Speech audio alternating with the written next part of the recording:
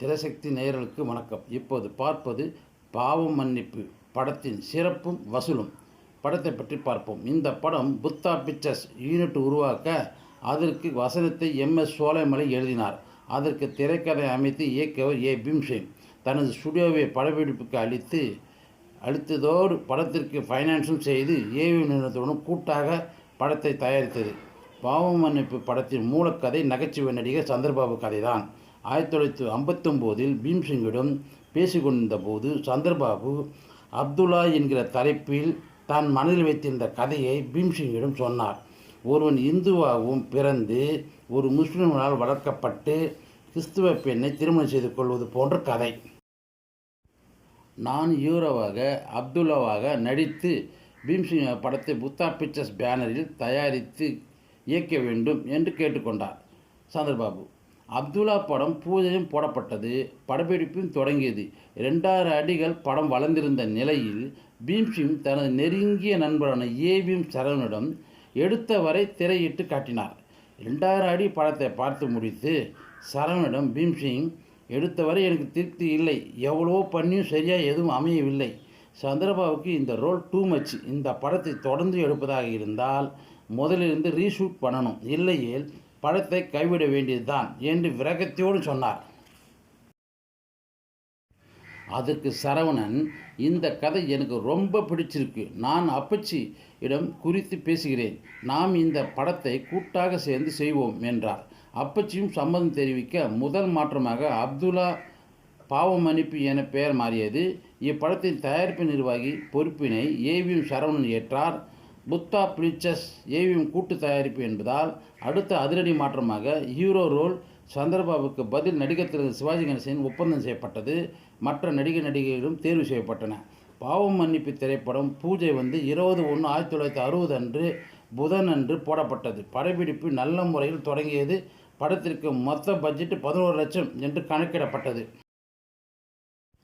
அந்த தொகையை ஏவிஎம் தருவதாகவும் வருகின்ற லாபத்தில் புத்தா பிக்சர்ஸுக்கும் ஏவிஎம்க்கும் சரிபாதி என்று ஒப்பந்தம் செய்யப்பட்டது. பாவம் மன்னிப்பு ஹீரோவாக ரஹீம் என்கிற இஸ்லாமிய இளைஞனின் கதாபாத்திரத்தை நடிக்கப் போகிறோம் என்று முடிவான உடனே சிவாஜி அவர்கள் பல முஸ்லீம் பெரியரிடம் அறிஞர்களிடமும் இஸ்லாமிய மக்களிடமும் நடை உடை பாவனை பழக்க வழக்கங்கள் ஆகியவை குறித்து கேட்டு விசாரித்து ஒரு முழு கட்ட பயிற்சியை ஆரம்பித்து விட்டார். பாவம் மன்னிப்பு படப்பாடல் காலத்தை வென்றவை. இப்பாடல்களை கண்ணதாசன் எழுத விஸ்வநாத ராமமூர்த்தி இசையமைத்தார். எல்லோரும் கொண்டாடுவோ என்ற பாடலை TMS குழு நாகூர் அனிபாவும் குரல் கொடுத்திருப்பார். நாகூர் அனிபா தனது பக்தி இசை கச்சேரியில் இப்பாடலில் இடம்பெறும். இந்த படத்தில் சிலர் சிரிப்பார், சிலர் அழுவார். இந்த பாடலுக்கு 3 சிவாஜிகள் பிரேமித்து தெரிவார்கள். ஒருவர் சிரிப்பது போலவும், ஒருவர் அழுவது போலவும், ஒருவர் சிரித்து கொண்டே அழுவது போலவும் பாடல் காட்சியை எடுக்கச் சொல்லி பீம்சிங்க்கு ஐடியா கொடுத்ததே சிவாஜி தான். சென்னை சாந்தி திரையரங்கில் வெளியான முதல் சிவாஜி படம் என்கிற பெருமையும் வெள்ளி விழா கொண்டாடியது.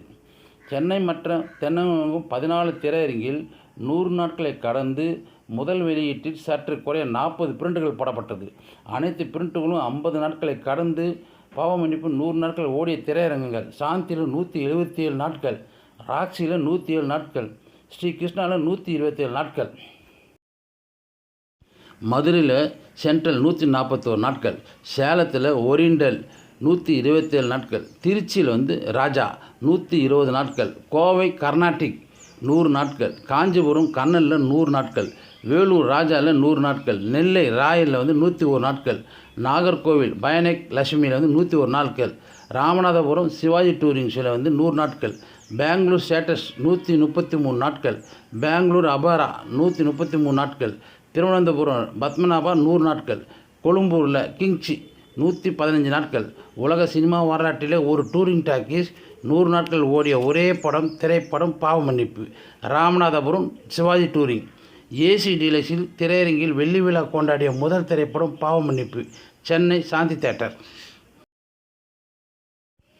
முதல் வெளியீட்டில் மொத்த வசூல் ரூபாய் 10 லட்சம்.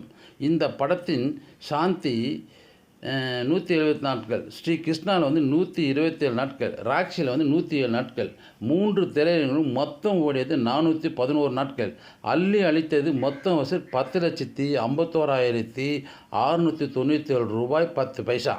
ஏவிஎம் நிறுவனத்தின் தங்களது திரைப்படங்களுக்கு வித்தியாசமாக விளம்பரங்கள் செய்வதில் வல்லவர்கள்.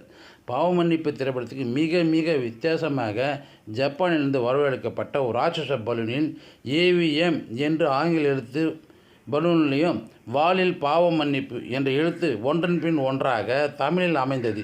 சென்னை சாந்தி திரையின் மேல் வானில் பறக்கவிடப்பட்டன. அத்தான் என் அத்தான் என்ற பாடலும் வந்த நாள் முதல் இந்த நாள் வரை என்ற பாடலும் காலங்களில் அவள் வசந்தம் பாலிருக்கும் படம் இருக்கும். அடுத்தது ஓவியம் கலைந்ததென்றோ என்ற பாடல் எல்லோரும் கொண்டாடுவோம். அடுத்தது சாய வெட்டி தலையில் கட்டி சில சிரிப்பார் சிலர் அழுவார் நான் சிரித்து கொண்டே அழுகின்றேன்.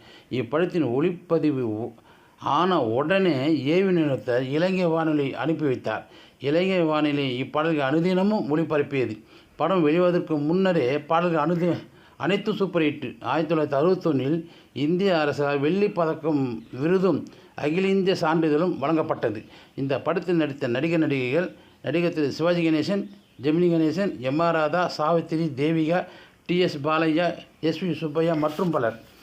சூப்பர் ஹிட் மூவி பாவ மன்னிப்பு. நன்றி, மீண்டும் சந்திப்போம்.